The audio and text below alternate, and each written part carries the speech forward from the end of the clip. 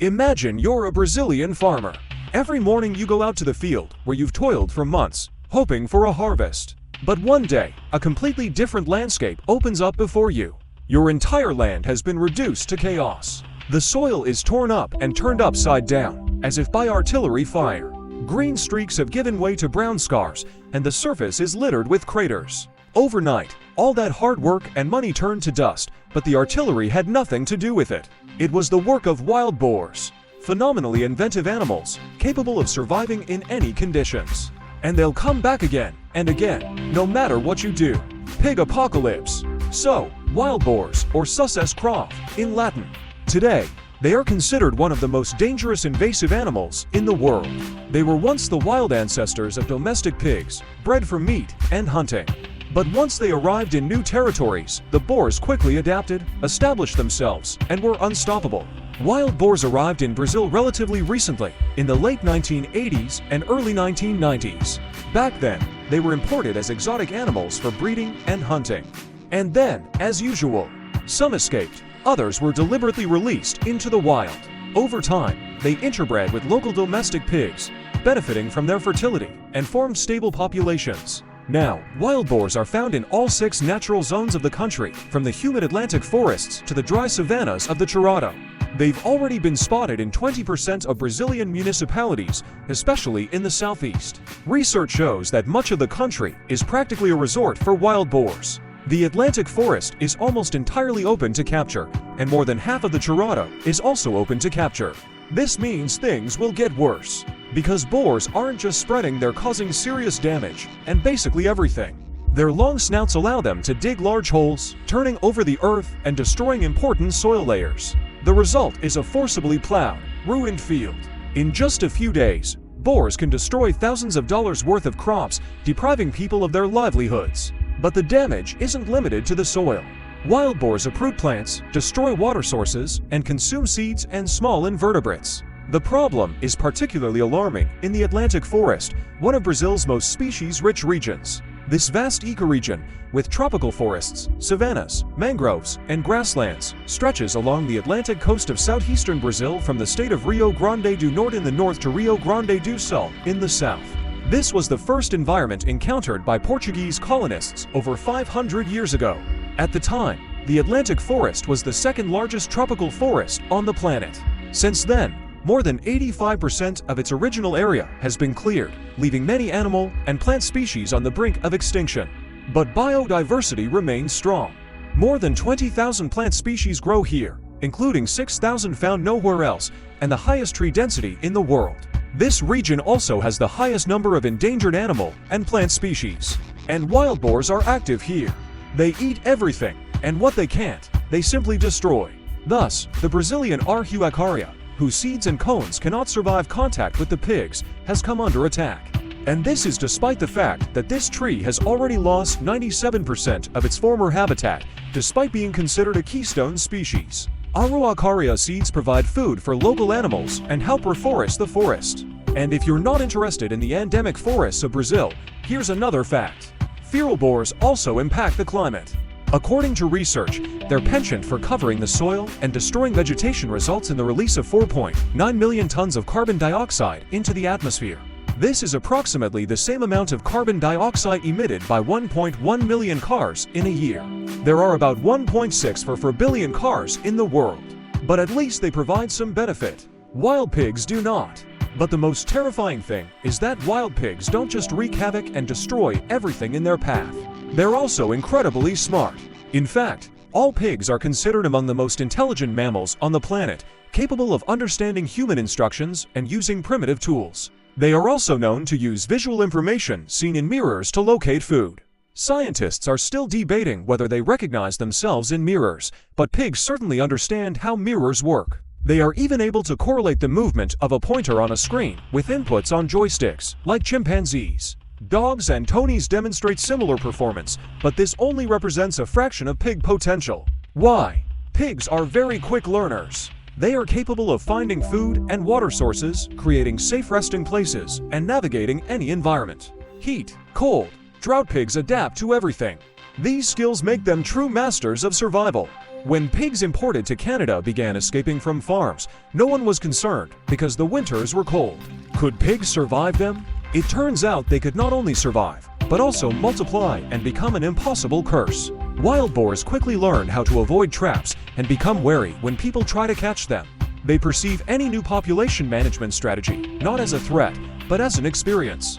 As a result, animals change their behavior and become elusive again, only even more cunning. Animals are particularly vulnerable. Pigs attack them, especially young ones, and can carry diseases that are also dangerous to humans. Wild boars often carry American swine fever, which can spread to domestic pigs. This disease has a very high mortality rate. Sometimes, animals die just a week after infection, and vaccines are still at the experimental stage. Furthermore, in Brazil, wild pigs are considered carriers of toxoplasmosis, salmonellosis, leptospirosis, brucellosis, tuberculosis, trichinosis, and hepatitis E. They are also associated with Brazilian spotted fever and rabies. Pigs serve as a source of blood for local ticks and blood-sucking bats, helping them spread infections. This isn't just a concern for agriculture. Pigs can also infect wild animals, such as members of the peccary family, which are close enough to pigs to contract their diseases. Pigs can also transmit diseases of herbivores, such as the pangolin virus, which infects deer and tapirs. Antibodies to canine distemper have been found in wild pigs, and although their role in the spread of this disease is unclear, they still pose a threat to predators. Always. And these are just a few of the diseases they could be covered in their own videos. This is a reality not only for Brazil. Feral pigs have long since spread beyond their natural range in Eurasia and North Africa to every continent except Antarctica. Today, they inhabit 54 countries worldwide, where they threaten native species and human economic well-being, and they continue to spread. This isn't really difficult when you know how to adapt to any environment and actively reproduce. Feral pigs reproduce quickly, abundantly, and frequently, but they also treat their environment like a dining room. It all began in America in the 16th century when Spanish colonists brought them, first to the Caribbean islands and then to the mainland. Gradually, the animals became feral, and by the 19th century, they had firmly established themselves in the southern states of the United States. Today, their population in the country numbers between 6 and 10 million individuals, and in 2019, feral pigs were reported to be found in 35 states. They appeared in Canada much later, in the 1980s and 1990s. As in other countries, some animals were kept on meat farms, while others escaped or were released. Since then, their range has been expanding rapidly, expanding by nearly 90,000 square kilometers annually between 2011 and 2017 alone. They are now found in prairies, forested areas, and even in the north, where winters are too harsh for many other species. But not for pigs. Australia is in a unique situation, with an estimated 24 million feral pigs, comparable to the country's human population. They live in swamps, wastelands, and savannas, destroying pastures and ecosystems. Naturally, people are trying to resist. Everywhere, including Brazil. For several years now, farmers in Brazil have been using electric fences to restrict wild boars from accessing crops and livestock. The principle is simple. Metal wires are strung between posts and connected to a weak electric current. A pig searching for food touches a wire, receives an unpleasant but harmless shock, and then moves on. No harm done, full environmental compliance, and a financial benefit as a bonus. Fences are easy to install and maintain. They also help keep jaguars away. While jaguars certainly don't target corn or sugarcane, they are more interested in farm animals. There is evidence that electric fencing has helped prevent the annual loss of up to 1,000 calves in some areas. It would seem that farmland should be completely protected. But there's one thing. Pigs are very smart. Too smart.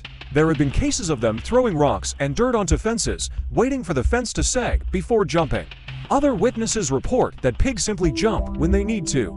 The most astonishing data was provided by Fernando Gutierrez, president of a conservation non-profit organization. According to him, the pigs push stones toward the electric fence to test if there's voltage. If the stones touch the wire and a clicking sound is heard, the pigs leave. But if there's no clicking sound, they know the way is clear. Yes, wild pigs are about to figure out how electricity works. But seriously, there's research showing that no electric fence provides 100% protection. 40%, 50%. In one trial, scientists achieved a whopping 64%. But that was the maximum. 1, 2, or even 3 fences aren't enough to stop feral pigs. Comprehensive measures are needed. These include, for example, the installation of mechanical traps funded by the state. Traps are typically installed in areas where wild boars are particularly active.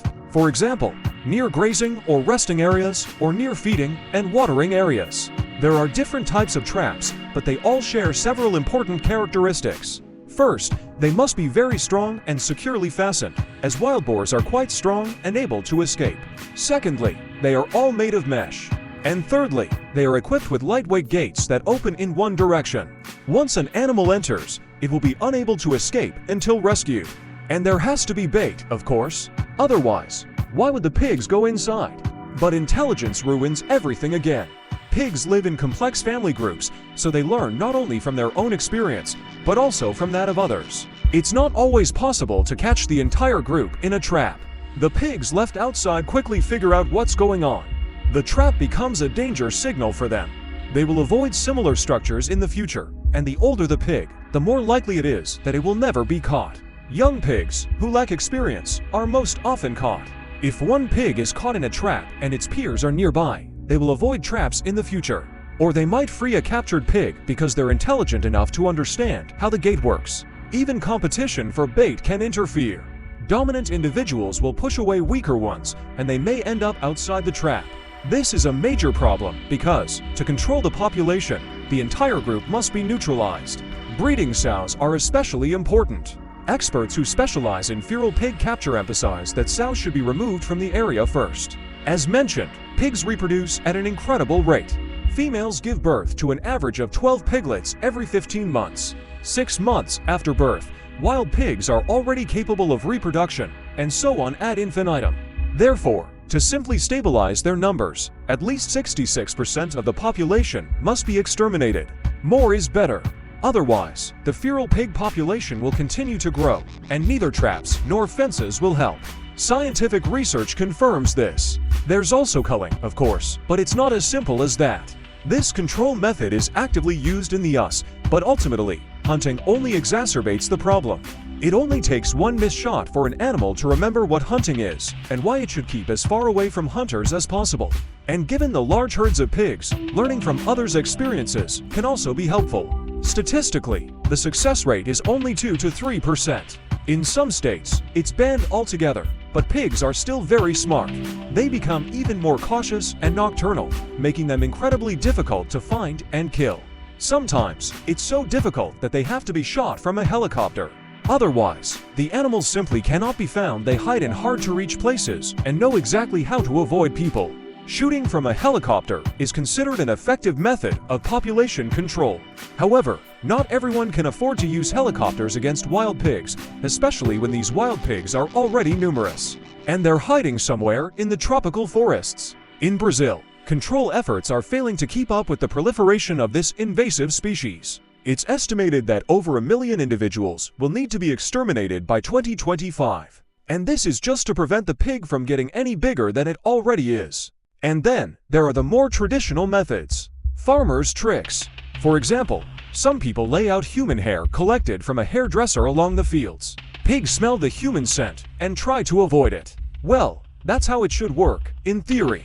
Another theory is that hair gets into their noses, causing the pigs to feel ticklish and uncomfortable. Others suggest sprinkling the ground with human urine or hanging rags soaked in cologne, also for the sake of appearance and human presence. Popular and more unusual options: cigarette butts, mothballs, or even synthetic wolf urine, a repellent that mimics the scent of a predator. Sometimes they turn on a radio with loud music or conversations, as if people were constantly present in the area. But even if this really works, the effect doesn't last long. After a couple of days, the animals get used to the new smells and sounds, and the fear disappears. And if it rains, the scents simply wash off, and then you have to reapply them, scattering hair, cigarette butts, and dosing them with urine. Sometimes it's completely in vain, because, yes, pigs are smart. They say it all started with one farmer in southern Brazil. His name is unknown, but it's not all that important. What matters is that he grew corn, or maybe sugarcane or soybeans. And all was going well until one night, wild boars came into the field. In the morning, the farmer saw that the plants had been uprooted, the ears of corn gnawed, and the soil had been plowed as if the field had been hit by heavy artillery. The crop was destroyed. Many other farmers, after such attacks, gave up working the land forever. But not this one. Perhaps he remembered his grandfather's stories about how the natives in the old days protected their crops from wild animals by digging ditches. Or maybe he simply used his imagination and decided to take a chance. The following season, a ditch was built around the field. It was deep, between 1.5 meters, and wide, about 70 centimeters. The farmer piled the earth inside to create a slope. The idea was simple. A boar wouldn't be able to jump over it, and if it tried, it would fall into the ditch. It would only be able to climb out onto the wrong side of the field. The idea worked. The ditch proved a barrier the boars couldn't cross. Videos confirm this. Groups of pigs stumble upon the ditch, fall into it, or turn around and leave before reaching the corn. Unlike electric fences, which can be broken, or traps, which require maintenance and resources, the ditch operates silently and continuously. The farmer quickly noticed the difference. Whereas previously he'd lost almost his entire harvest, he now retained 90%. For agriculture, this is practically a miracle, especially with wild boars nearby. Word of this unusual method spread quickly.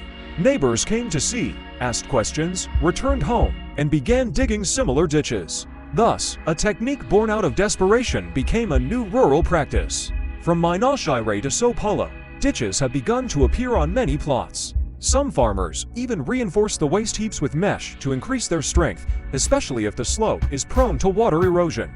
Interestingly, this method has become widespread in Brazil, despite environmental restrictions. Brazilian law requires registration or licensing even for such excavation work. But the feral pig problem is so acute that authorities have had to relax the regulations. Moreover, farmers still use ditches as a popular weapon against the boars. And it works far better than hair from a barber shop. Public reports say this folk weapon has already saved millions of lives on farmland. It has become not just a barrier to wild boar, but also a symbol of how sometimes you can do without complex technology and still win. Unfortunately, ditches have a number of serious drawbacks. First, constructing them requires significant financial and labor resources. It's not as simple as picking up a shovel and doing it. It's much more complicated. For large farms, this can be a significant expense, especially if heavy equipment is required for digging. Furthermore, digging the trenches can be time-consuming. Time is money, not to mention the need for careful planning. Secondly, ditches often fill with water, especially before rainfall. These temporary reservoirs become breeding grounds for mosquitoes, which can carry diseases, including dengue fever. Given that Brazil already experiences periodic outbreaks of this disease, trenching poses an additional health risk. The third issue concerns soil. Different soil types require different digging methods and equipment. In some cases, specialized equipment or additional efforts to stabilize slopes may be required to prevent erosion. This increases the complexity and cost of the work, and erosion, in turn, may raise concerns among environmentalists. They are already concerned about the potential harm to animals trapped in the ditch. This means special ramps need to be installed. This isn't without risks for people. Accidents are possible during the construction and maintenance of ditches. Work is carried out on slippery surfaces or in conditions of limited visibility, so extra caution and safety precautions are required. Finally, the ditches become clogged over time. They fill with mud, vegetation, and debris, allowing wild boars to find their way through the barrier.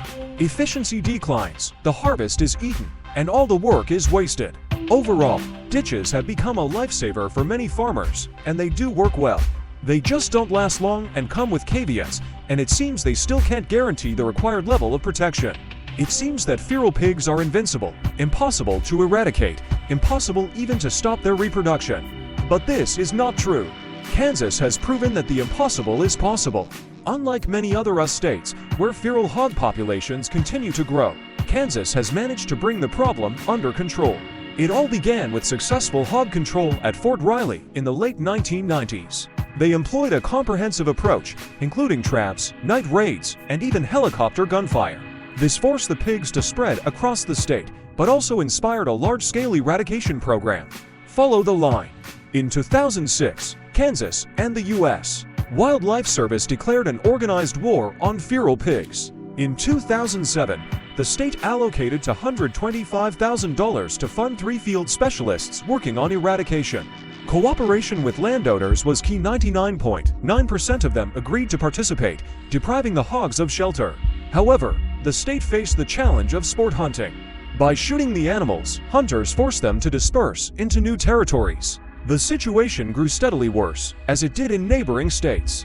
This led to Kansas becoming the first state to ban the sport hunting of wild pigs in 2006. Now, only landowners or state-hired individuals could exterminate them. This decision also completely eliminated the point of illegally releasing pigs. Previously, the animals were intentionally introduced into the area for hunting purposes, but the law banned hunting and the releases ceased. The use of helicopters with professional shooters also proved to be a very effective control method. In winter, when vegetation is sparse, pigs often gather in groups and they are easy to spot from the air, detect, and destroy. The result? In just a few years, Kansas became the first state to dramatically reduce its feral hog population. To date, 12 of 13 isolated populations have been completely eradicated. Scientists believe there are only about 500 or fewer individuals left in the state today. Now other states are adopting Kansas's method because it really works. Will it reach Brazil? We'll see. See you soon.